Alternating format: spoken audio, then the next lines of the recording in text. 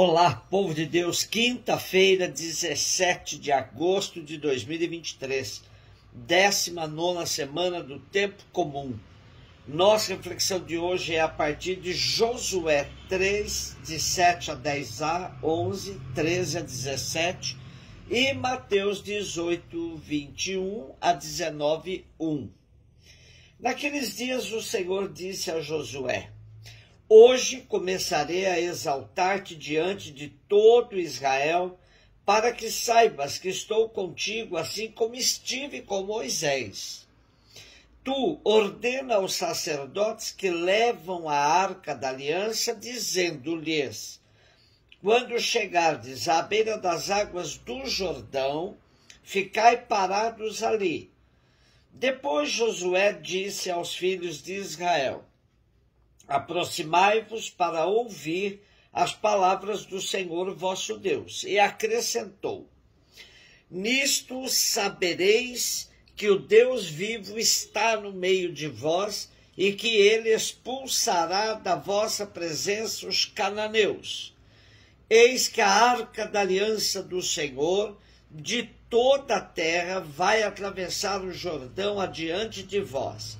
E logo que os sacerdotes que levam a arca do Senhor de toda a terra tocarem com a planta dos pés as águas do Jordão, elas se dividirão. As águas da parte de baixo continuarão a correr, mas as que vêm de cima pararão, formando uma barragem. Quando o povo levantou o acampamento para passar o rio Jordão, os sacerdotes que levavam a arca da aliança puseram-se à frente de todo o povo.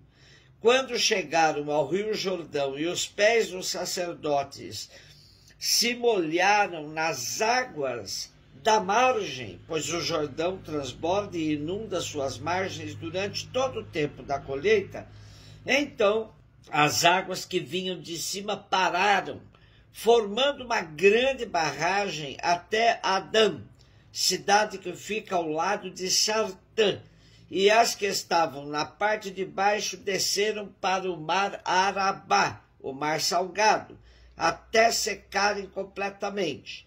Então o povo atravessou frente a Jericó, e os sacerdotes que levavam a arca da aliança conservaram-se firmes sobre a terra seca, no meio do rio, e ali permaneceram até que todo Israel acabasse de atravessar o rio Jordão a pé enxuto.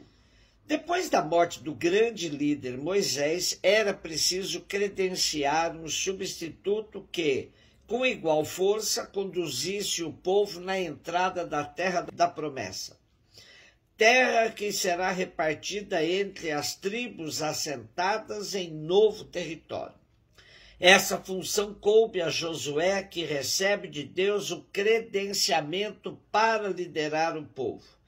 O livro de Josué nos coloca dentro desse momento histórico tão importante na história do povo hebreu, apesar de ter tido seu acabamento em período pós-exílico da Babilônia. É sempre bom ressaltar que os acontecimentos narrados não fazem parte de uma crônica, mas se constituem numa narrativa teológica e profética. Em tudo se sente a presença de Deus conduzindo o povo para uma nova etapa em sua vida. É possível perceber com clareza a forma de uma procissão litúrgica, com a arca da aliança indo à frente na passagem do Jordão. É Deus que conduz o seu povo. A exemplo da passagem pelo Mar Vermelho, quando da libertação da escravidão do Egito, agora o rio Jordão é que tem suas águas estancadas, para permitir a passagem do povo a pé enxuto. Assim como Moisés tinha o privilégio do contato com Deus, agora Josué fala com Deus e transmite suas ordens ao povo. É uma nova etapa na história do povo hebreu que sempre pôde contar com a presença ativa de Deus. Mateus 18, 21 a 19, 1. Pedro aproximou-se de Jesus e perguntou: Senhor, quantas vezes devo perdoar se meu irmão pecar contra mim? Até 7 vezes? Jesus respondeu: Não te digo até 7 vezes, mas até 70 vezes 7, porque o reino dos céus é como um rei que resolveu acertar as contas com seus empregados. Quando começou o acerto, trouxeram-lhe um que lhe devia uma enorme fortuna. Como o empregado não tivesse com que pagar, o patrão mandou que fosse vendido como escravo, junto com a mulher e os filhos e tudo que possuía, para que pagasse a dívida. O empregado, porém, caiu aos pés do patrão e, prostrado, suplicava: Dá-me um prazo e eu te pagarei tudo. Diante disso, o patrão teve compaixão, soltou o empregado e perdoou-lhe a dívida. Ao sair dali, aquele empregado encontrou um dos seus companheiros que lhe devia apenas 100 moedas. Ele o agarrou e começou a sufocá-lo, dizendo: Paga o que me deves. O companheiro, caindo aos seus pés, suplicava: Dá-me um prazo e eu te pagarei. Mas o empregado não quis saber disso, saiu e mandou jogá-lo na prisão até que pagasse o que devia. Vendo o que havia acontecido, os outros empregados ficaram muito tristes. Procuraram o patrão e lhe contaram tudo. Então o patrão mandou chamá-lo e lhe disse: Empregado perverso, eu te perdoei toda a tua dívida porque tu me suplicaste. Não devias tu também ter compaixão do teu companheiro, como eu tive compaixão de ti? O patrão indignou-se e mandou entregar aquele empregado aos torturadores, até que pagasse toda a dívida. É assim que o meu Pai que está nos céus fará convosco, se cada um não perdoar de coração ao seu irmão. Ao terminar estes discursos, Jesus deixou a Galileia e veio para o território da Judéia, além do Jordão. O tema do perdão é frequente na história do povo, pois ele é um termômetro das relações humanas. Depois de ter instruído seus discípulos sobre a necessidade de procurar sempre recuperar o irmão para o convívio comunitário, mesmo depois de ter traído sua confiança, e, além disso, sobre a importância da oração feita coletivamente, agora é Pedro que surge com uma pergunta provocativa, que vai favorecer a Jesus um aprofundamento sobre o tema. A pergunta de Pedro se entende melhor se nos ativermos ao costume judaico de tarifar a prática do perdão. Então, quantas vezes o irmão merece o perdão implica numa tarifa.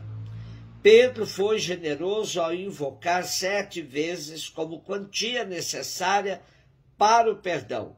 Mas Jesus, arrebentando a prática tarifária judaica, projeta o perdão para infinitas vezes. Assim, não há mais como tarifar a prática do perdão.